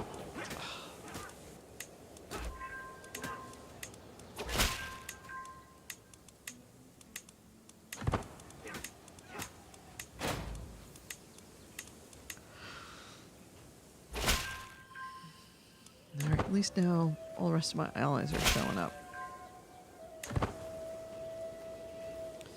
Not the brain dead ones are just going to sit there and look at the ocean for a while. Now, where could you possibly be going?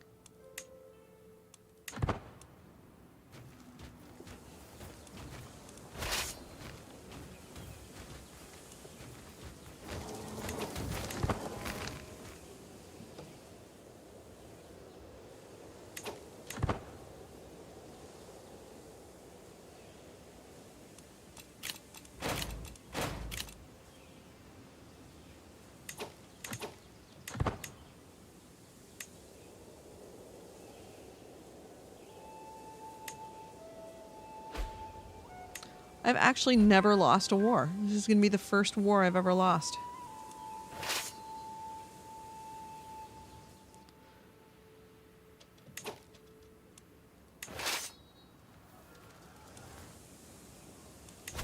Do I have any unraised soldiers? I've got 500 unraised soldiers. Yeah, raise them.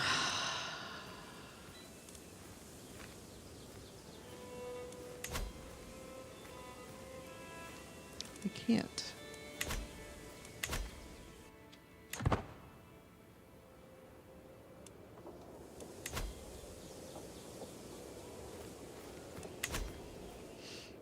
Yeah, oh, what a mess this is.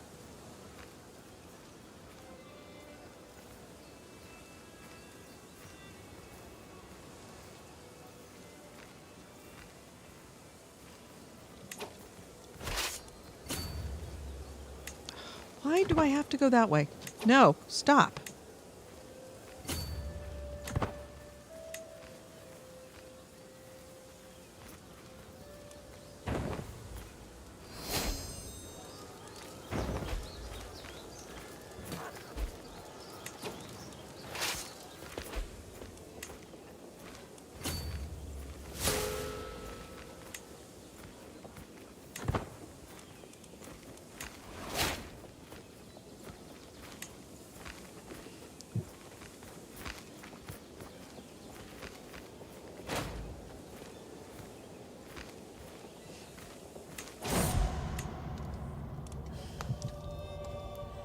Might not have been close, but Freitas, yet you know you will always be my mother. To think that you would pass away as a prisoner, a moral domino, leaving me with so many questions. Did you take me for granted? Were you proud of me? Mother, did you truly love me? I guess I'll never know.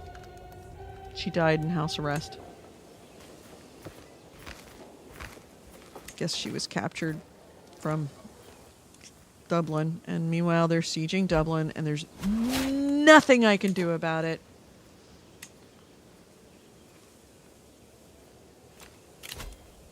Mercenary company expiring.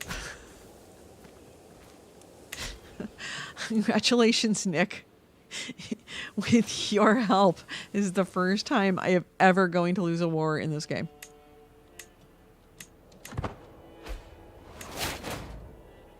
But I got a new martial perk. Prowess, natural dread. Yeah, I want to have the Cassius belly because I'm gonna have to have some wars since I've lost. I lost 4/5 of everything I had by Ivar the Boneless dying, and now I'm gonna lose everything else. I must say I've come to see you in a new light. Well, that's very good to know. It's the least of my worries, to be quite honest. Are you going to let me raise anything? Why can't I raise? Rally point is occupied. That's why. Okay, so I'm going to move you to a non-occupied area.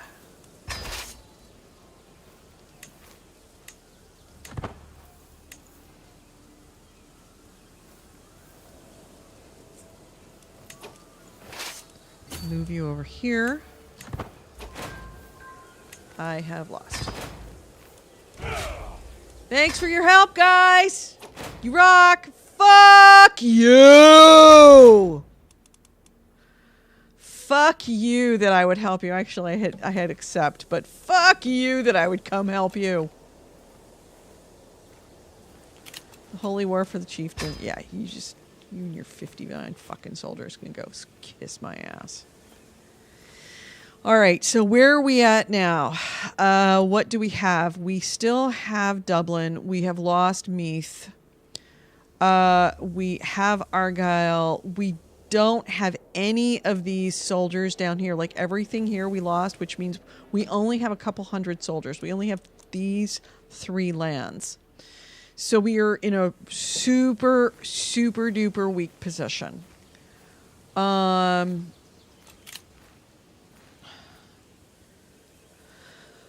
What can we do? What can we do? What can we do?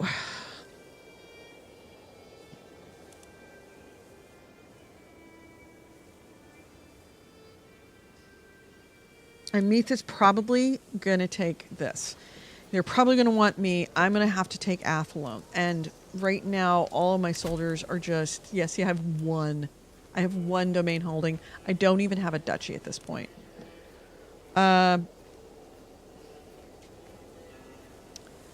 I can't really raise armies at this... create men. Because if I do, the cost to maintain them is going to bankrupt me. And I don't have a head of faith that I could ask for gold from. The one thing I can do is murder these fuckers. Because that will give me dread. Is this guy a Catholic? Yeah. Okay, at least I got a little bit of dread out of that.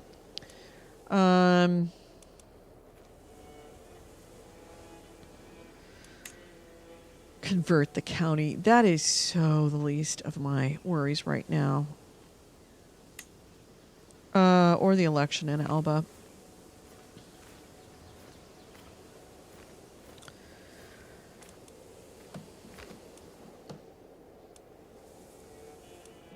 I have to make some friends. I need to make an alliance with this guy. Who do I have that I can make an alliance with? I need to find a concubine. Oh, I can take my Hafgadi as a concubine? Sure. All right. I only have one child. Let's find her a spouse. We want alliance power. My cousin.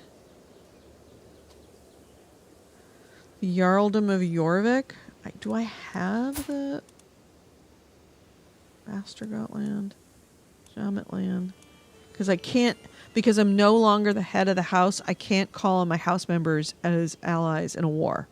So I've kind of, that war hurt me on so many levels. Yeah, all right. So they're inbred. Okay, whatever. Let's make her matrilineal marriage. Oh, he's not going to even accept a matrilineal marriage in his own freaking dynasty.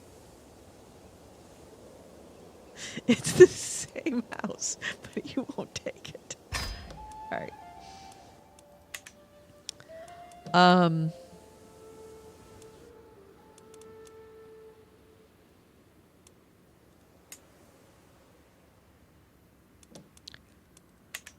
What can I do? What can I do? What can I do?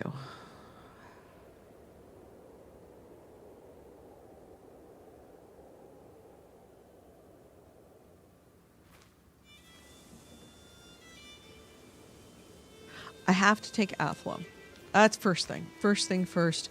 I have to take Athlone and get this but I'm going to have a hard time holding it so that I can get the Duchy of Meath so I can at least be a duke instead of just a weak vassal with no men and no money.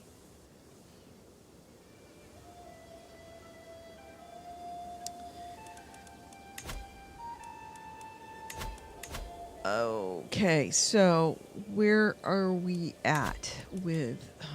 wow.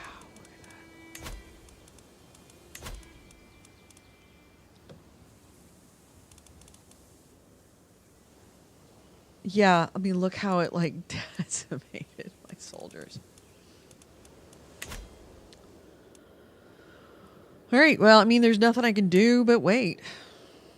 And he can fuck the hell off.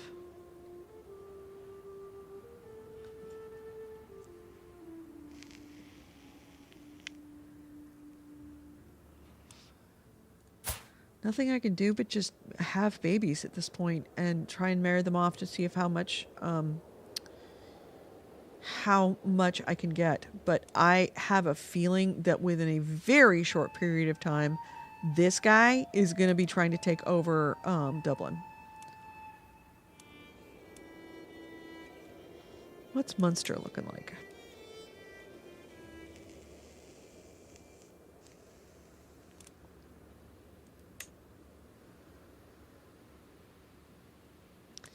He's got an alliance with Cornwall.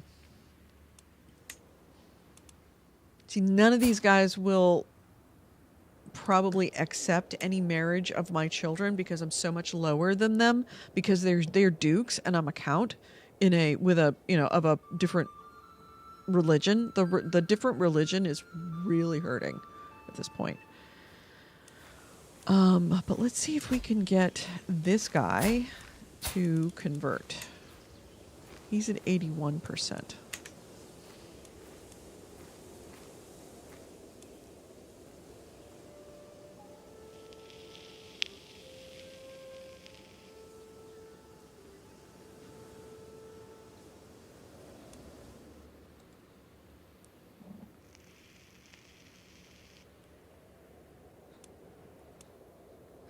Yeah, and I've lost East Anglia as well, so I can't even really go after York. Well, I should go make dinner. I've been at this for 2+ hours. So we're going to have to cogitate on what our next move is, because it is going to be challenging to say the least about what we're going to do. Because we have been put in a very, very weak position, both financially. I mean, if we were Catholic, the nice thing about Catholicism is you can ask the Pope for money, but we don't have Catholicism. The other alternative that would make this easier is we could convert to Catholic. That would give us access to money, and it would make marrying much easier. And they couldn't have holy wars against us, which is a problem. Holy wars are hurting us big time. In fact, I am going to move my wife over to patronage. And I probably need to get rid of this murder scheme because I only have a 28% chance of that happening. Wasted a little bit of money on that. We don't have hardly any vassals. I think we have, what, one vassal now? Oh, we still have 4 vassals. That's good. Most of them children. Chieftain Tim.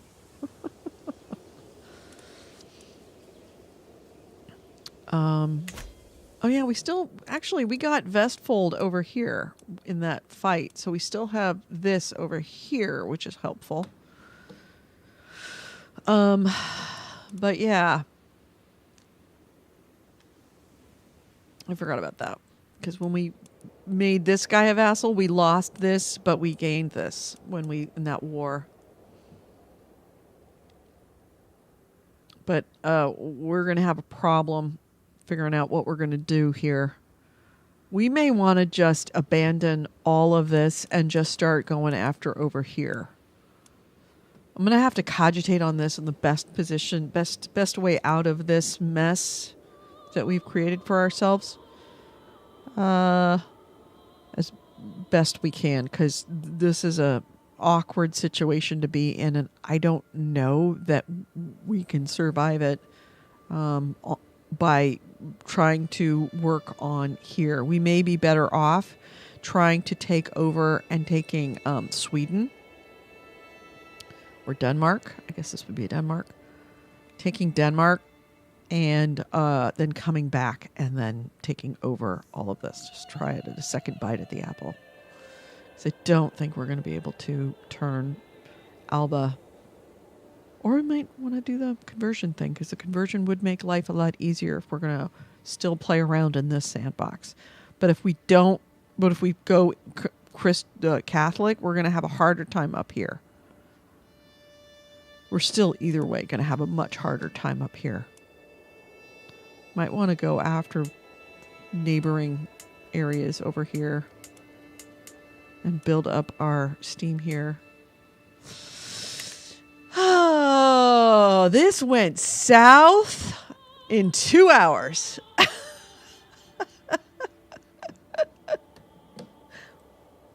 But that's how this game plays sometimes. Shit can go very bad very quickly. So we'll be back probably sometime this week to do more of this. I'm going to have to really think about what we're going to do. It's not going to be easy. We've put ourselves in a position of really, really serious weakness that I'm not sure that we're going to be able to hold all of. I'm not sure we're going to be able to hold this. I just don't think so. Because no matter what, it's going to get the King of Alba on top of us, and he's just got way more right now, and he's got allies that he can call that are Brittany. Brittany is bad. So we might have to wait until he dies. And he's in the same position that we were just in with a regime change. And all of these, because I think these these alliances are made through marriages. They are. And those, he's not betrothed. Oh, you poor kid. All these marriages are, once he dies, those are going to be where we were. All of our alliances are going to go away with the death of the liege. So, but this guy likes us. We may be able to use that to our advantage. We may be better off murdering him at some point. And we also lost our hook on him. All right. So we will leave this game at that.